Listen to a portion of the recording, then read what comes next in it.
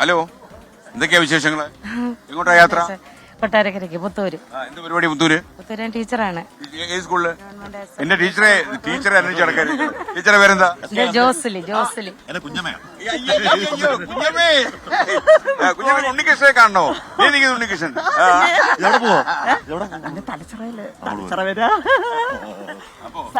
സാറിന് സ്വയം പരിചയപ്പെട്ടിട്ടുണ്ട്. ഞാൻ യൂണിവേഴ്സിറ്റിയിലായിരുന്നു. ലാവണ്യന്റെ പെങ്ങളുടെ മോള്. ഓക്കെ. അപ്പൊ ടീച്ചറെ, നമ്മുടെ സ്കൂളിലെ കുട്ടികളൊക്കെ ഇപ്പൊ ഇന്നലെ തന്നെ ഞങ്ങൾ ചില സ്ഥലത്തൊക്കെ പോയപ്പോഴേ സ്കൂളിന്റെ വരാന്തയിലൊക്കെ ചില പ്രത്യേകതരം മിഠായി ഒക്കെ വിതരണം ചെയ്യുന്നു. അപ്പൊ ഈ നമ്മുടെ നാട്ടുമ്പുറത്തൊക്കെ അങ്ങനെ സ്കൂളുകളൊക്കെ അങ്ങനെ ഉണ്ടോ? ഇഷ്ടം പോലെ ഉണ്ട്. നമുക്കിത് എങ്ങനെ തടയാൻ പറ്റും? നമുക്ക് തടയാൻ പറ്റുകയെന്ന് വെച്ചാല് കുട്ടികൾ ഇതിലെ മദ്യത്തിലേക്കും ലഹരിയിലേക്കും പോകരുത്. ഈ MDMA ഒക്കെ നിങ്ങളൊക്കെ എങ്ങനെ ധൈര്യത്തിൽ കുട്ടികളുടെ മുമ്പിൽ നിൽക്കും? പേടിച്ച് നിൽക്കുക. കാരണം നമ്മൾക്ക് കൺട്രോൾ ചെയ്യാൻ പറ്റുന്നില്ല കുട്ടികളെ. കുട്ടികളെ പറഞ്ഞാൽ കേൾക്കുന്നുണ്ടോ ഇപ്പോ? അനുസരണ ഇല്ല. നമ്മൾ പറഞ്ഞാലൊന്നും. ലഹരിയുള്ള കുട്ടികളെ ലൊക്കേറ്റ് ചെയ്യാൻ പറ്റുമോ? നമുക്ക് അതിനുള്ള ഒരു പരിചയം ഉണ്ടോ?